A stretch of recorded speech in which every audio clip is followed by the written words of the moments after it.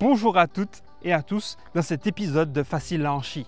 Nous allons partir aujourd'hui à la découverte du stade de Dillon, que l'on appelle officiellement le stade municipal Pierre Aliker.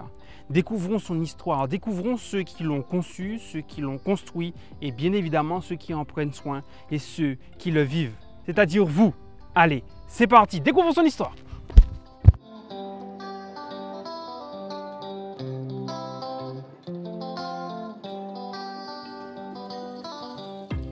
En Martinique, à Fort-de-France, se situe le plus grand stade des Antilles françaises.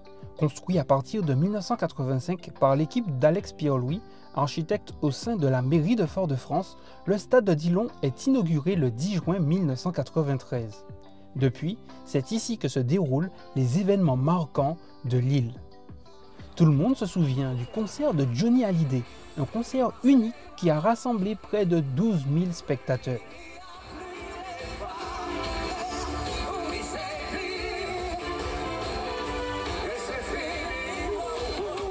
Je peux dire que j'ai vu Johnny à Paris plusieurs fois.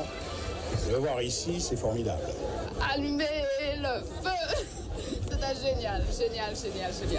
Tout le monde se souvient aussi du 24 août 2005, où le stade accueille alors la cérémonie d'hommage national aux victimes de la catastrophe aérienne de la Ouest caribéenne, en présence du président de la République française, Jacques Chirac, et de son homologue vénézuélien, Hugo Chavez. À l'issue de la cérémonie, les familles se sont unies dans la chapelle ardente, dressée dans le stade. Une photo, un nom, la mémoire des leurs est gravée ici. Ils pourront s'y recueillir dignement jusqu'à dimanche prochain. Le 9 novembre 2005, l'équipe de France de football y joue d'ailleurs son premier match jamais disputé en Outre-mer face à l'équipe du Costa Rica de football. Elle s'imposera sur le score de 3-2 devant 12 216 spectateurs. Il n'a pas envie de manquer la 300. Oui, Raymond Domenech le soulignait, il n'y a que 3 matchs de préparation. Il y en aura peut-être d'autres juste avant de partir en Allemagne, mais pour l'instant... Le 9 février 2007, le stade est baptisé Stade Pierre Aliker à l'occasion des 100 ans de celui-ci. Le 20 avril 2008, il a accueilli les obsèques d'Aimé Césaire, pour lesquelles s'est déplacé entre autres le président de la République Nicolas Sarkozy, mais aussi toutes les personnalités de la scène nationale, régionale et locale.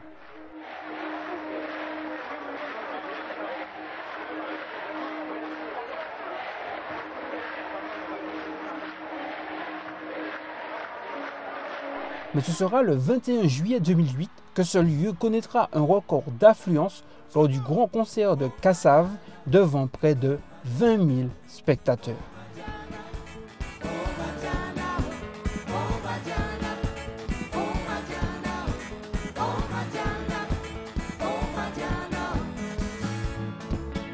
Imagine juge ouvert. Il gère pour nous payer sa partie. Imagine écoutez là. Mais de nombreuses autres manifestations se sont aussi tenues au sein du stade de Dillon. Nous pouvons parler du fameux concert de la star américaine Lionel Richie, où il y a eu 10 000 spectateurs. En fin d'année 2010, le stade a aussi accueilli la phase finale de la Coupe caribéenne des Nations. En 2011, le stade Pierre Aliker a accueilli le Grand Méchant Zouk dans le cadre du 40e festival culturel de la ville de Fort-de-France. La même année, l'équipe de France de football féminin s'est imposée contre le Mexique avec un score de 5-0. En 2014, le stade a aussi accueilli les Carifta Games. À ce moment, la piste d'athlétisme a été rénovée pour l'occasion. En 2016, le stade a aussi accueilli un camp de détection caribéen de la MLS. Et en 2017, le stade a vu aussi se jouer en son sein la phase finale de la Coupe caribéenne des Nations.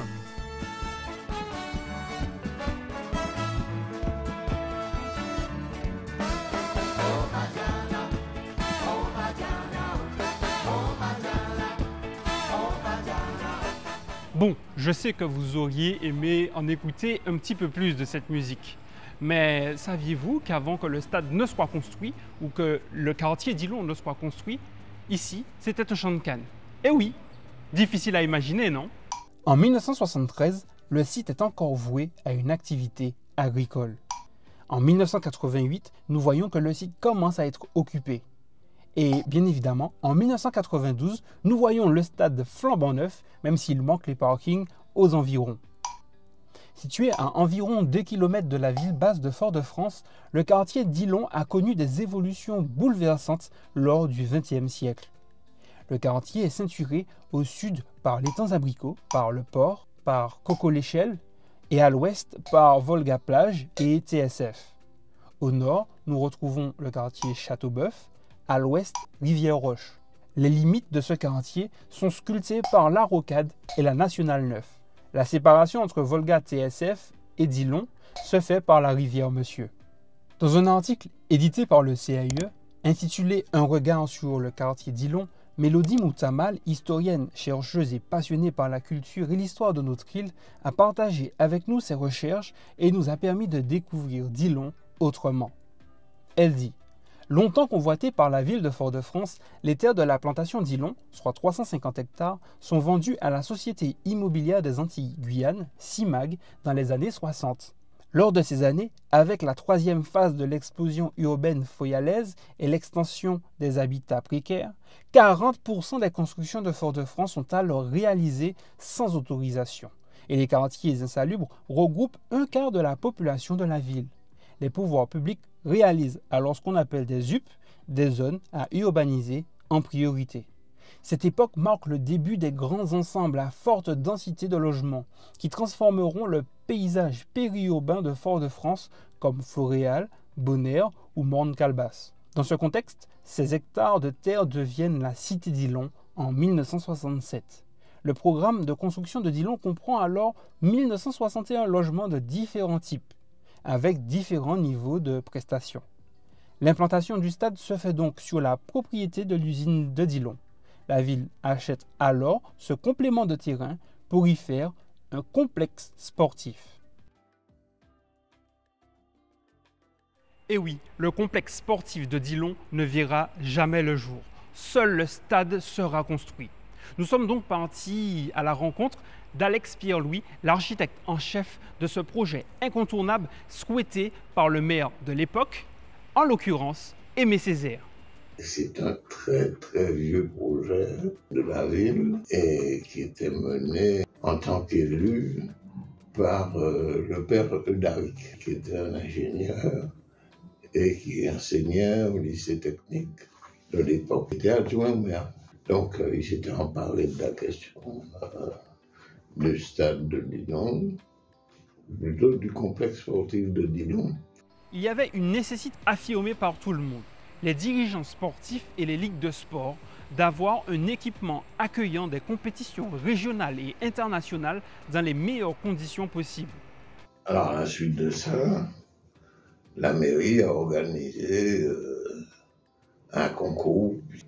Et il y a eu une équipe gagnante qui était celle de la UPTM. C'est une équipe d'architectes, un cabinet d'architectes antillais qui était principalement centré sur la Guadeloupe et qui avait comme chef de file Jacques Berthelot.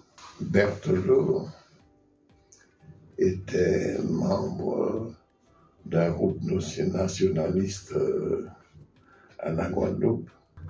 Et j'ai su par la suite que juste après avoir gagné le concours, que la haute administration l'avait dans le collimateur et savait qu'il était un dirigeant nationaliste actif. Le projet, ils sont pas allés bien loin. Fin 81, le maire est un peu emmerdé, je sais pas, bon, il veut le faire, mais bon, et puis lui, il voit aussi que son parcours politique est à proximité du bout. Donc, à ce moment-là, il m'appelle et me dit, mais qu'est-ce qu'on fait? Je me dis, qu'est-ce qu'on fait? Eh bien, on le fait. On a une équipe pour ça, quoi.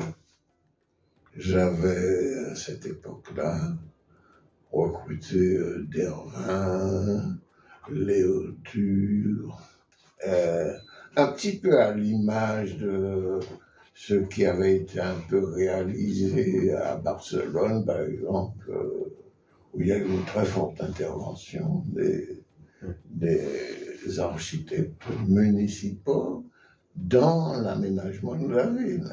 En Martinique, dans les années 1990, le nombre de stades n'était pas si conséquent que cela. Aujourd'hui, dans l'environnement proche du stade, il y a une pléthore d'espaces pouvant accueillir les mêmes types de sports. Ainsi, l'aménagement sportif global sur le territoire pose un certain nombre de questions compte tenu de l'entretien ou encore de la construction de ce type d'espaces sportifs tels que des stades. Analysons maintenant l'ensemble architectural du stade de Dillon. Allez, c'est parti! Attention, définition.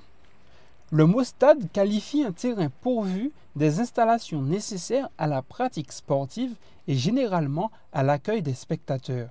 C'est une définition qui provient du Larousse. Mais à l'origine, ce terme désignait dans la Grèce antique une unité de mesure correspondant à 600 pieds, environ 183 mètres. Par la suite, le stade va devenir une enceinte sportive où se déroulaient des épreuves. Parlons ensemble de la morphologie du stade de Dillon, de son architecture si vous préférez. Le stade de Dillon prend la forme classique d'un stade. En effet, un stade dit standard est formé de 2 lignes droites et de 2 demi-cercles. D'une longueur de 240 mètres de long par 200 mètres de large, le stade est constitué de 2 tribunes couvertes à l'est et à l'ouest. L'emprise du stade est orientée avec un léger décalage par rapport au plan hippodamien du quartier Dillon, car l'architecte souhaitait un meilleur confort visuel par rapport à l'ensoleillement. Juste pour que vous sachiez, un plan hippodamien est un plan dans lequel les axes, c'est-à-dire les routes, les rues ou les avenues, se croisent à angle droit selon une maille plus ou moins régulière. Les tribunes font, quant à elles, 130 mètres de long. Elles ne sont pas si rectilignes que ça. En leur centre, on peut remarquer que ces dernières sont légèrement brisées. Un angle de 8,83 degrés permet aux spectateurs qui sont placés au bout de la tribune d'avoir un meilleur confort visuel pour bien évidemment regarder la pelouse, si vous préférez le terrain de jeu. Les 2 tribunes sont composées de 20 travées chacune. Hautes de 19,80 m, les travées sont composées de poutres alvéolaires qui font au total 29 mètres de long. Le porte-à-faux est quant à lui de 20 mètres. Dans la tribune ouest, des locaux annexes pour les arbitres, les juges et la retransmission télé ont été installés. Le poids de la toiture et les poutres sont repris sur des béquilles qui font la jonction entre le auvent en métal que nous avons étudié et les gradins en béton. Le stade est composé de 8 portes d'accès que nous pouvons appeler pavillons d'accès. Ils sont composés de demi-fermes métalliques. Voici d'ailleurs l'un des principes de liaison entre les poteaux et la charpente des pavillons. À l'ouest, le bâtiment d'accueil est l'entrée principale du stade. On y voit une perspective donnant sur la pelouse. Pour construire le stade de Dillon, qui était un marécage puis un champ de canne, il fallait trouver le bon sol. Et ça, c'était pas facile. En effet, la contrainte du projet était le substratum, car le bon sol est à 40 mètres de profondeur. Et l'horizon rocheux y est très inégal, si bien qu'on a une espèce de sol en dents de scie, nous explique Alex Pierre-Louis, l'architecte du projet. Une autre complexité, ce sont les 4 mâts d'éclairage qui font près de 40 mètres de haut, à eux seuls. Et ces ouvrages sont une prouesse d'ingénierie. Ils sont composés de 3 paliers. In fine, la plateforme finale a été dimensionnée pour 50 spots lumineux. Grâce aux avancées technologiques, les mâts sont porteurs aujourd'hui que de 18 spots lumineux. Le stade de Dillon, ce sont 16 000 places, dont 4 000 aux extrémités. Elles ne sont pas couvertes et elles sont aussi mobiles pour les compétitions occasionnelles qui généreraient beaucoup plus de spectateurs qu'à l'accoutumée. Depuis plus de 30 ans, le stade voit le sport rayonner en Martinique. Le CAUA Martinique n'a pas pu résister d'aller partir à la rencontre de celles et ceux qui prennent soin du stade de Dillon. J'ai vu la construction du stade, parce que j'étais chauffeur d'engin. Le terrassement a été construit au moment de la guerre du Golfe. C'est pour ça qu'on appelle ici Golfe là. Et après, il y avait des collègues. Le stade est construit, mais le stade était un an fermé après la construction du stade. Un an fermé. Parce qu'il n'y avait pas de parking pour le public. Et le premier équipe qui joue ici, c'était le club colonial et l'Aiglon du Lamentin. L'ouverture du stade, officiellement, on était à 3, à 4. Je me rappelle, il y avait M. Patrick Zozo, il y avait M. Monlanier. M. Monlanier était, comment on dit, potomitan, avec M. Pierre-Louis, lorsqu'on a construit le stade. Gozov, l'entreprise avait tout le Gozov, mais la finition, c'est la mairie qui a fait la finition. On m'a laissé ici pendant 2 ans. Et puis après, j'étais mis à la direction de sport, parce qu'avant tout, service technique. Le CAUE a aussi pu rencontrer un sportif qui habite à Dillon et qui nous a raconté comment il vivait autour du stade et aussi comment il vivait le stade lors de manifestations sportives. Le stade est pratique dans la mesure où, comme c'est ouvert à tout le monde, donc n'importe qui peut venir pratiquer son sport ici. Il y a mesure qu'il y a un boulodrome, il y a des stades de foot, il y a un parcours de santé, si je comprends bien, qui n'est pas superbement bien aménagé. Mais on peut faire un footing, s'entretenir, et c'est assez pratique de ce côté-là, oui, tout à fait, oui. Souvenir de... Non, récemment j'ai vu un match de foot ici à International, c'était la sélection de la Martinique. Et il y avait du monde, oui, bien entendu. Il y avait pas mal de supporters. Et c'était une ambiance assez chaleureuse et bon enfant. Donc moi j'ai aimé, oui, tout à fait. Quelle est ton ambiance préférée quand tu es dans le stade? C'est le snowball, c'est la cacahuète, c'est la bière? C'est tout, c'est tout. Alors c'est effectivement la bière locale, cacahuète, et puis l'ambiance que les supporters mettent, assez souvent il y a des groupes de musique à pied, là, de carnaval, qui viennent supporter les équipes, et c'est assez agréable, oui, tout à fait. En définitive, le CAUE Martinique a voulu, durant cette vidéo, vous faire découvrir ce stade mythique que nous connaissons tous en tant que Martiniquais. Voici quel était le but. Tout simplement, essayer de comprendre l'histoire d'un site qui a vu des générations de sportifs rentrer en son sein. Le CAUE Martinique a donc pour but d'analyser, d'expliquer ces bâtiments qui font le quotidien des Martiniquais. Les bâtiments qui accueillent le train-train quotidien, les bâtiments qui voient les actions de la vie de tous les jours s'accomplir. Aujourd'hui, justement, j'ai rencontré des gens fiers de l'avoir construit, des gens fiers de l'avoir conçu et des gens fiers d'en prendre soin tous les jours depuis 31 ans. Et vous, Martiniquais, vous avez, comme je l'ai dit, des souvenirs, des moments. Peut-être que vous avez participé à un événement. Et d'ailleurs, n'hésitez pas à le raconter dans les commentaires. Vous avez tous des souvenirs impérissables, des moments inoubliables que j'aimerais que vous partagiez avec nous au CAUE Martinique.